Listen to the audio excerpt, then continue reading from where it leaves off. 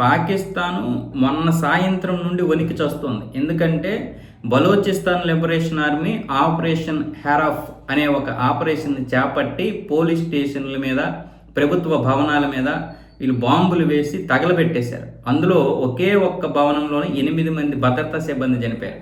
మరొక చోట 2 చనిపోయారు. మొత్తం 10 మంది భద్రతా సిబ్బంది చనిపోయారు. కొంతమంది ఆర్మీ కూడా చనిపోయారు. అలాగే వాళ్ళు చేసినటువంటి దాడిలో కూడా ఇటు బలూచిస్తాన్ లిబరేషన్కి చెందినటువంటి 37 మంది చనిపోయారు నిన్న ఒక్కరోజే. మొత్తం 48 గంటల్లో 70 మంది చనిపోయారని పాకిస్తాన్ ప్రభుత్వం అయితే ప్రకటన చేసింది.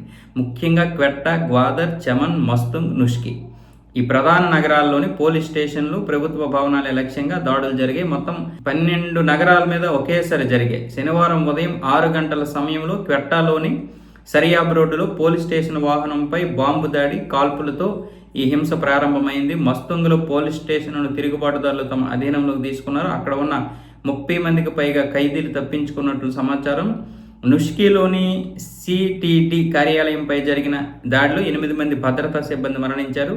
Baloch Liberation Army command in chief Bashir Jat Baloch ఒక వీడియో సందేశాన్ని విడుదల చేస్తూ బలోచ్ ప్రజలందరూ ఈ తిరుగుబాటులో చేరాలని పిలుపునిచ్చాడు. చరిత్ర రాయాలంటే ప్రాణాలు ఇవ్వాలి లేదా తీసుకోవాలంటూ వ్యాఖ్యం చేశాడు. మొత్తం ఇప్పటి వరకు 10 మంది భద్రతా సిబ్బంది పాకిస్తాన్ నుంచి చనిపోతే, ఇటువైపు ఏమొచ్చేసి 37 మంది నిన్న ఒకరోజు చనిపోయారు. మళ్ళీ ఇప్పుడు రాత్రి కొంతమంది చనిపోయారు. మొత్తం 70 మంది చనిపోయారని ఇటు పాకిస్తాన్ సైన్యం అయితే చెప్పడం జరిగింది. అంటే మొత్తం బాంబులతో దాడులు చేశారు. ఇక్కడ బాంబుల వీడియోలు కూడా ఉన్నాయి. కాకపోతే యూట్యూబ్ కూడా ఒప్పుకోవడం లేదు. దాన్ని మళ్ళీ చూపిస్తే అదేమొచ్చేసి స్ట్రైక్ పడుతుంది.